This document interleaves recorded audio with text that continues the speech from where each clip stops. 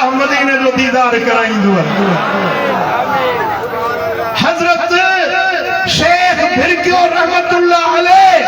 अल्लाह जो कामिल अकमल साले वली सुहरवर्दी सिलसिले जो फैज वंडण वारो जी ज़ाहिरी जिंदगी में फैज वंडई ती अजब मज़ार में जिंदा फैज वंडे रहे कब्रिस्तान खोड़ हिन मज़ारू लखे हिन पर कंहिंजी मज़ार ते हीअं मेला न थींदा हिन जी हज़रत शेख भिरकियो जे मज़ार ते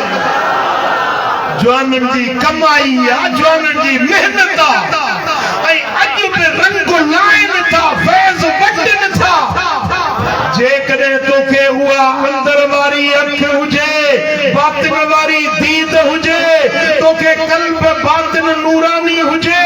त वञी ॾिस त हींअर हज़रत शेख भिरकियो रहमतुल्लाह अलैह जहिड़ो हयात ज़िंदा वेठो पंहिंजे मुरीदनि खे सलाम बि करे रहियो मरा जिंद पिंदार चू खैशतन मनायम से जा कर तू आई बतन वली सगोरो चाहे तो मुखे मोल न समझ जाए मुखे कब्र में मिट्टी में पियल खाक में पियल मुर्दो न समझ जाए मां तोखा वधीक जिंदा आया मनायम से जा घर तू आई बतन तू जिस्म सा हली दोही मां रूह सा वती तो के सलाम सलाम सुनन अबू दाऊद में सुनन अबू दाऊद हदीस जो किताब है देवबंदी में पढ़ाईंदा हैं आले हदीस में मदरसन में पढ़ाईंदा हैं असा जा आले सुन्नत भी पढ़ाईंदा हैं उनमें रिवायत मदीना तैयबा में हिकड़ी कुरानी हबशिन कारे रंग जी औरत हुई जो कम हो मस्जिद के बुहारी सुभान अल्लाह छाकंदी मस्जिद के बुहारी मस्जिद की सफाई साईं फरमाइन था त जन्नत जे वॾियुनि अखियुनि वारियुनि सुहिणियुनि हूरुनि जा घोट बणिजो साहबन पुछो साईं कीअं घोट बणिजूं पाण फरमायूं त हुनजो महर अदा कयो अर्ज़ कयो साईं महर कहिड़ो साईं फरमायो त मस्जिदुनि जी सफाई कयो जन्नत जे हूरुनि जो महर यानी जेके मस्जिद की सफाई था कनि उन्हनि खे जन्नत जे हूरुनि जो घोट बणायो वेंदो रोज़ानो मदीने वारा साईं अचनि था मस्जिद के बुहारी ॾिनल हिकिड़े ॾींहुं सुहिणा हबीब आया मस्जिद के बुहारी ॾिनल नज़र न आई सरकार फरमायो त जो मस्जिद के बुहारी न आहे या रसूल अल्लाह उहा कुरानी उम्मे महजन रात वफ़ात करे वई साईं फरमायो त जे वफ़ात करे वई त मूंखे इत्तला छो न ॾिनव मूंखे ॿुधायो हा उन जे जनाज़े जी नमाज़ पढ़ा हा जंहिंजे मथा मां मोहम्मद जनाज़ो पढ़ा रब उन जे कब्र खे नूर वारो बणाए या रसूल अल्लाह रात जो वॻड़ो हुयो असां सम्झोसीं त इबादत में हूंदो या आराम में हूंदो असां उथारण मुनासिब न सम्झो हाणे सरकार फरमायो त हलो उन जे कब्र ते था हलूं उन जे कब्र ते हली उन उम्मे महजन में दुआ था हुजूर जब उन जे मज़ार ते आया कब्र ते अची बीही सॾु करे चवंदा उम्मे महजन कब्र में भलो अमल कहिड़ो ॾिठई कंहिंखे सॾु कयो उहा जेका वफ़ात करे वई जेका कब्र में पूरियल हुई मज़ार में दफ़न हुई अॼु त मुलो मगज़ खाई विया मरी विया मिट्टी में पइजी विया सलाम नथा ॿुधनि तव्हांजे ॻाल्हि खे नथा ॿुधनि हाणे मुले जी मञूं या मदीने वारे साईं जी हदीस मञूं जवाब ॾियो मूंखे मुले जी मञंदे या मदीने वारे मीर जी ॻाल्हि मञंदे हुज़ूर जन सॾु कयो हे उम्मे महजन मूंखे ॿुधाए त कब्र में तो भलो अमल कहिड़ो साहबन जो या रसूल अल्लाह तो मरी वया ता उन्हें को ना पूछो उन्हें के ना सजो जेका मरी वया कब्र में पूरजी वया बुधो तमा मुझो आवाज बुधो था पिया बुधो था मुझो आवाज तमा तई वेंदी आई लहरुन जे दरियन जरिए अचे तो भला जे नंढड़ो आवाज हो जे लाउड रखियो आ हेडा हिको साउंड दा हेडा उठ जे ना ये पंजे स्पीकर रखिया है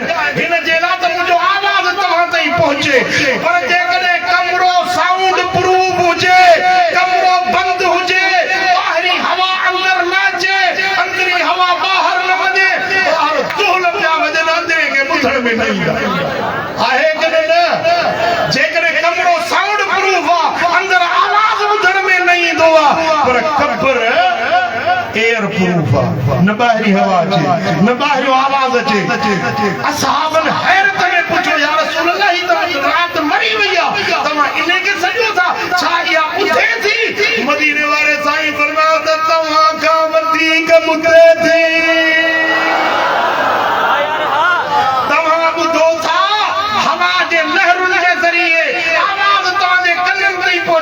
अजीब ॻाल्हि आहे कन्नड़ बिठाया न कन ये सिधा न आहिनि हे ज़िगज़ैग आहे वर वकड़ आहिनि छाजे करे ख़बर अथव हे मुंहिंजो आवाज़ तव्हां ताईं अचे थो न वरी कननि जी रब बनावट बि ईअं ठाही आहे जो हीअं पखिड़ियल आहिनि इहो आवाज़ वञी कननि सां टकराए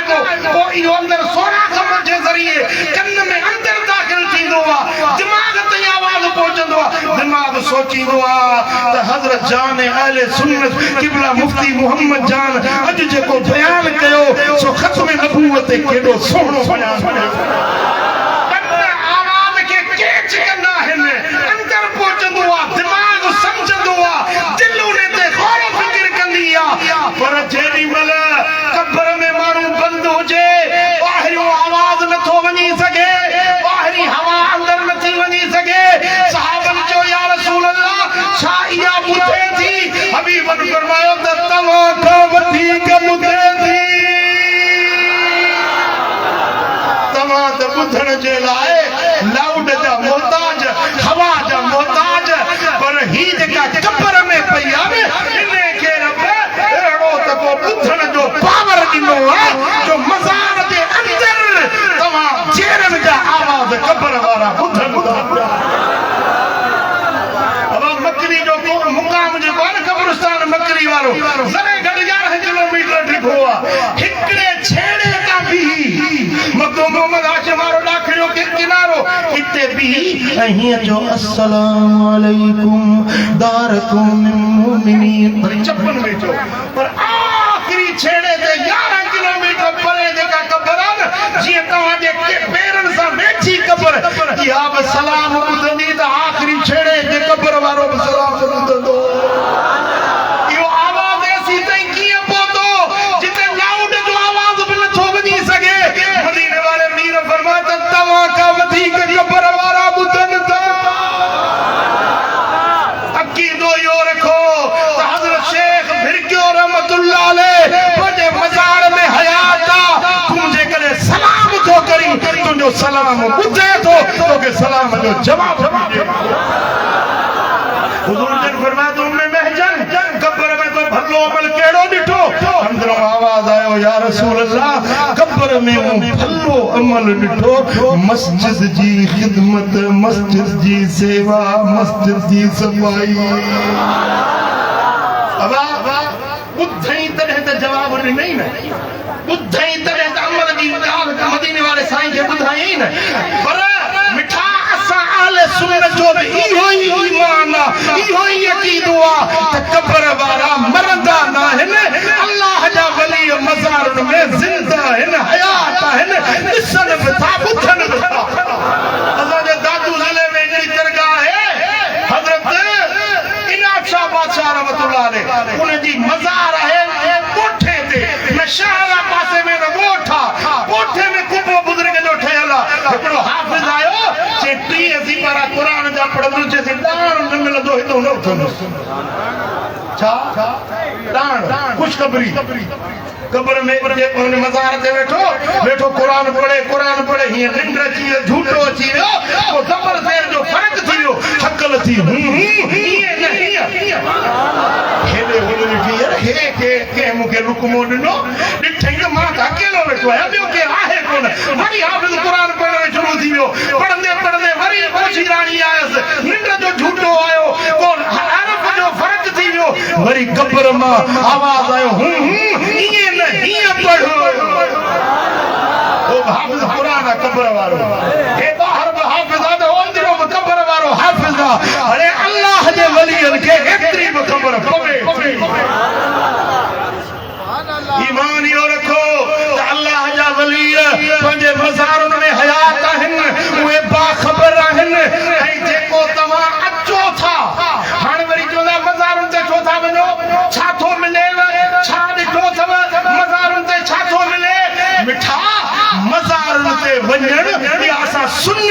जोड़े लाकी तो ना है मदीने वाले मीर खुद से खायो सोना हबीब मदीने वाला साईं ओद जे शहीदन ते विया है ओद में साईं जो चाचो शहीदा दफना हजरत अब्दुल्ला हजरत मुसअब बिन जुबैर मुसअब बिन उमैर जी मज़ारा हजरत अब्दुल्ला बिन जहश जी मज़ारा हुजूर फरमाइन था हिनन शहीदन के सलाम कयो क़यामत ताईं तवा के जवाब दींदा रहंदा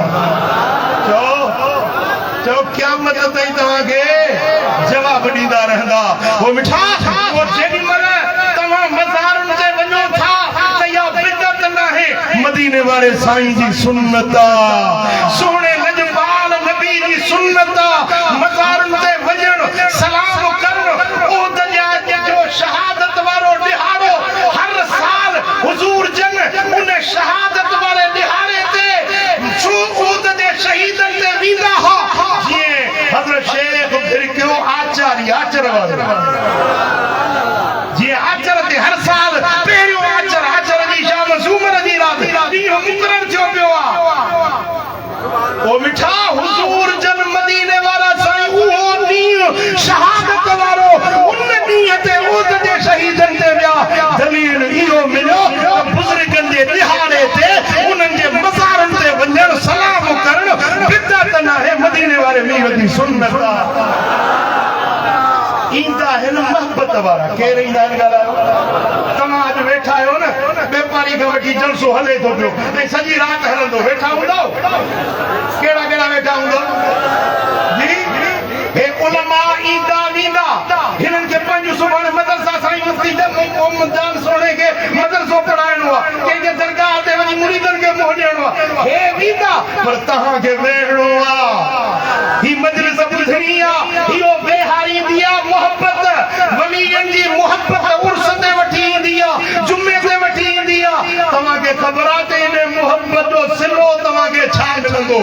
तव्हां का केर पुछे न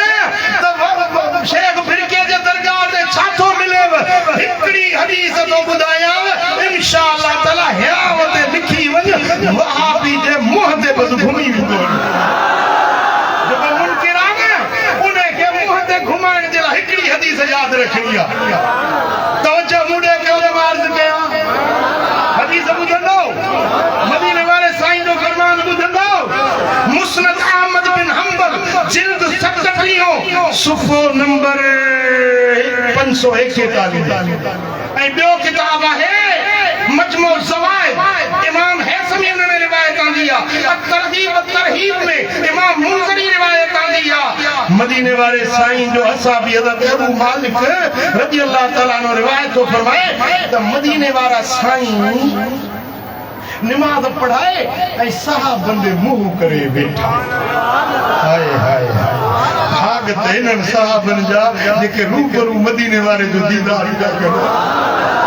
आहे न भाग साईं फरमाए मूंखे ईमान वारे हिकिड़ो भेरो ॾिठो ने ते दोज़ख जी बाहि हराम असहाबी हुजूर जे पाक मुखड़े हुस्न बेमिसाल हुस्न लाजवाल मोहम्मद करीम के पाक चेहरे जी रूबरू ज़ियारत दीदार पिया कनि हसीन चेहरो ऐं लाल लपड़ा ये गुलन में गुलाब लाए ओ जाने जाना ओ शाह जगन में तो जो सही जवाब लाए जॾहिं निहारी खिली खिकारी दिलियूं हज़ारे हबीब ठारी झलक ॾिठी जे मिठाइवां जी हशर जो उन ते हिसाब नाहे लम्मा कदा सलातहू अक़बल इलन्नास बिवजही हुजूर नमाज पढ़ी फारग थिया सहाबा ने मुंह करे रुखे ज़ेबा सहाबन ने करे वेठा फकाल या अय्युहन नास इस्मऊ वआकिलू वअलमू अन्न लिल्लाहि इबादन लैसू बिअंबिया वला शुहदा यग़बितुहुम नबिय्यून वशुहदा अला मजालिसिहिम व कुर्बिहिम मिनल्लाह। साईं फरमाते सहाबियो बुधो तवज्जो कयो गौर कयो जेका गाल मां मोहम्मद जी तवांखे चवां थो न गौर सां मुंहिंजी ॻाल्हि ॿुधो। सहाबा जा कन मुतवज्जे थिया निगाहूं मुस्तफा जे मुखड़े ॾे ध्यान तवज्जो मदीने वारे साईं जे कोल ॾे चयूं या रसूल अल्लाह ॿुधायो असीं ॿुधण था चाहियूं। साईं फरमायो त ॿुधो मुंहिंजी उम्मत में हिकिड़ा माण्हू थींदा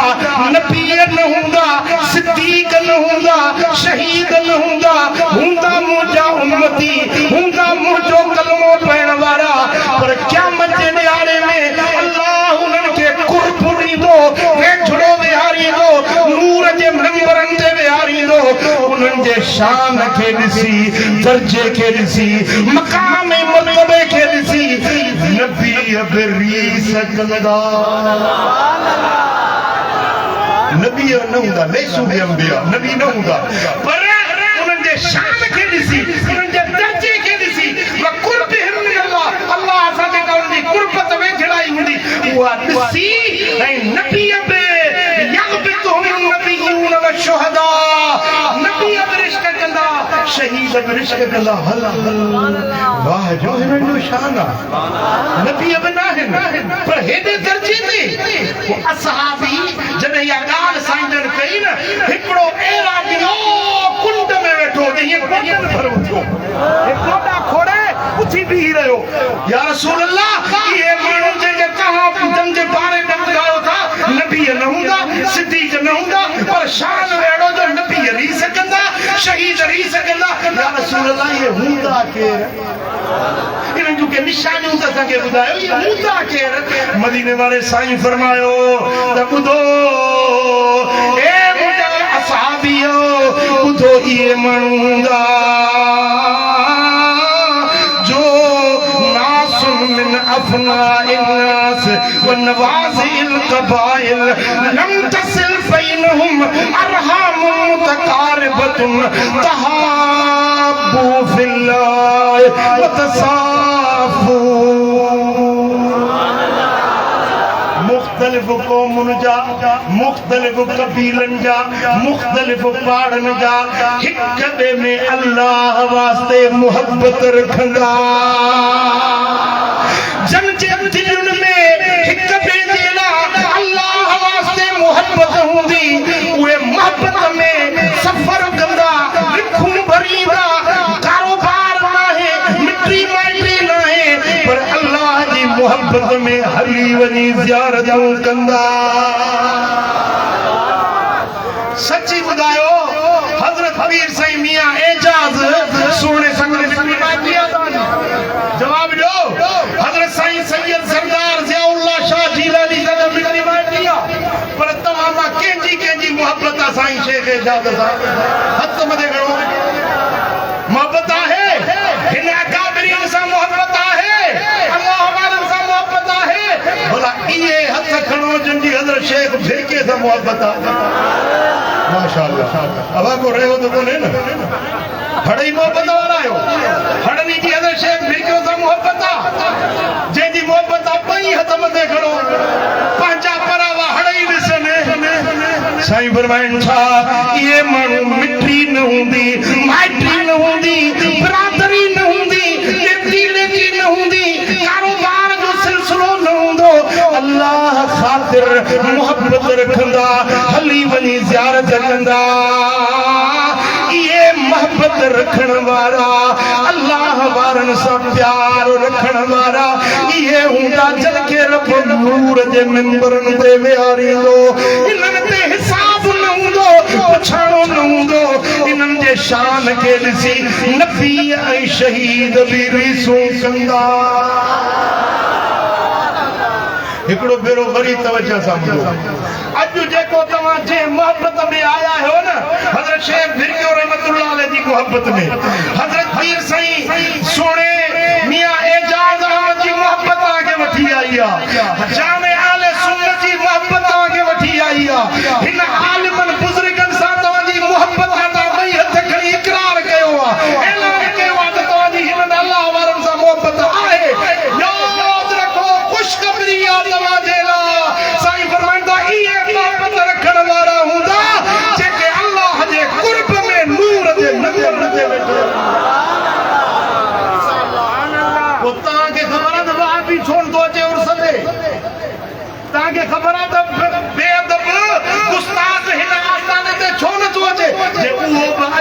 वो बि इन दर्जे ते पहुचे न जंहिंमें तव्हांखे रब पहुचायो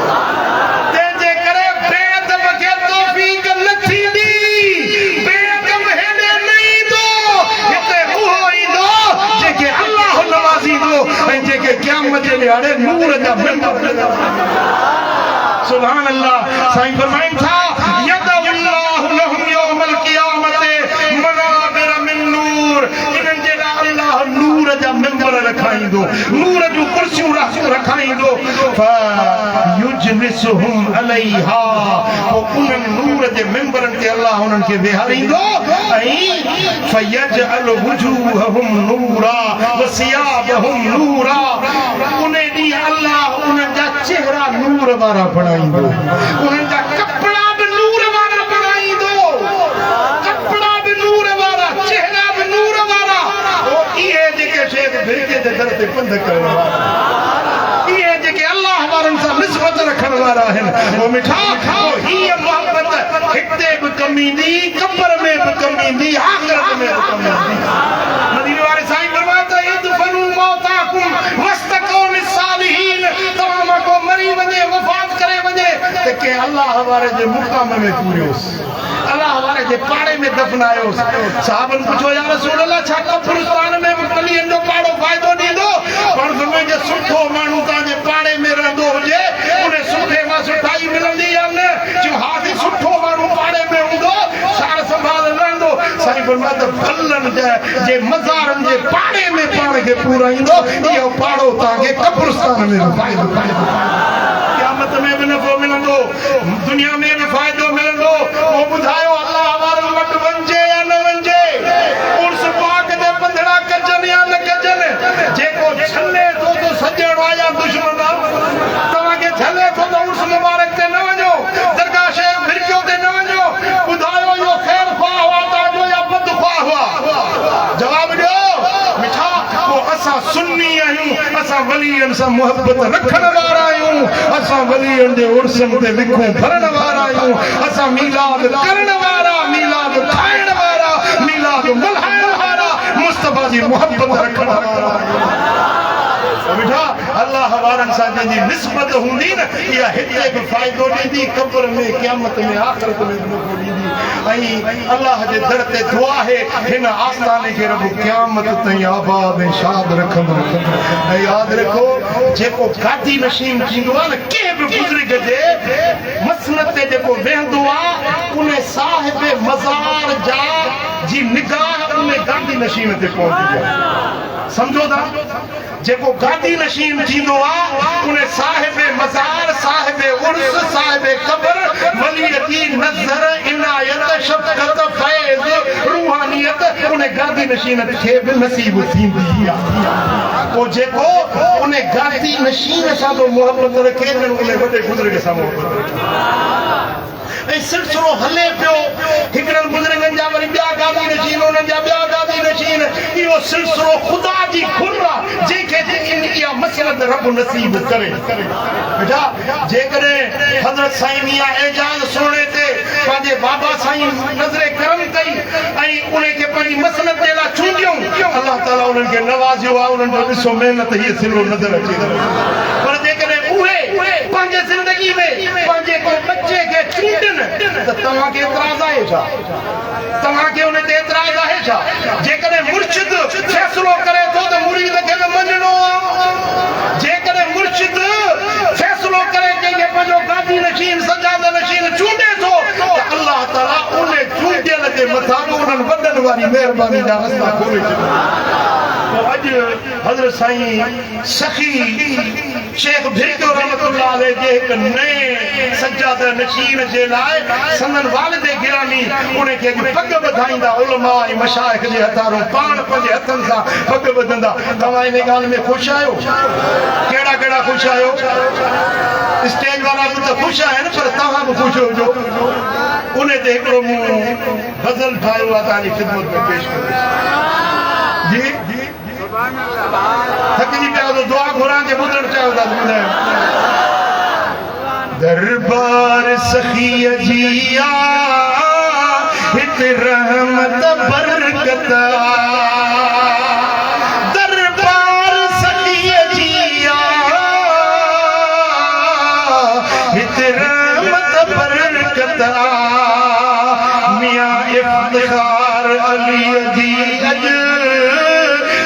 सरदार फजीलत मियां इफ्तिखार अली अजीज सरदार फजीलत